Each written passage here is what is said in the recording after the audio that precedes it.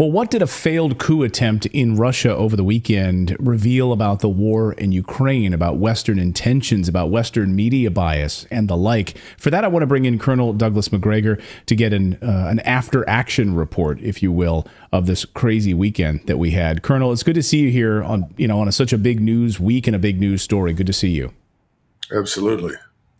So first, I want to put up these live maps. These are, I think, really helpful for our audience who might not be familiar of what this contested territory is. The area that has voted, of course, to become part of Russia, the Donbass, what was eastern Ukraine.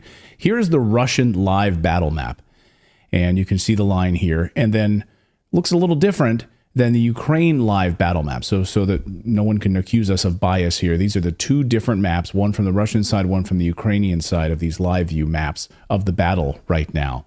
And over the weekend, the New York Times basically said, while this didn't change the war at all, in fact, the West was, Ukraine failed to exploit this coup this weekend, that there was nothing they could do. They failed to exploit this massive coup.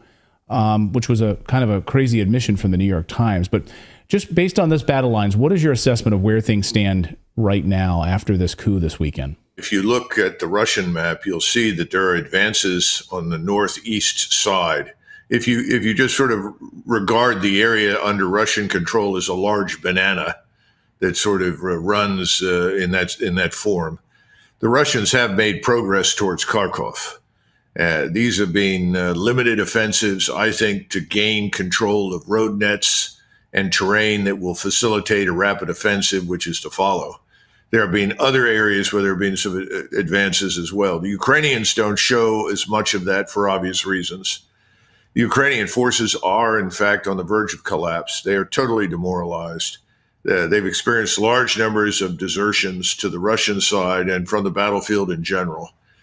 People are going out of their way to avoid military service of any kind in Ukraine. So the Zelensky regime is in a lot of trouble.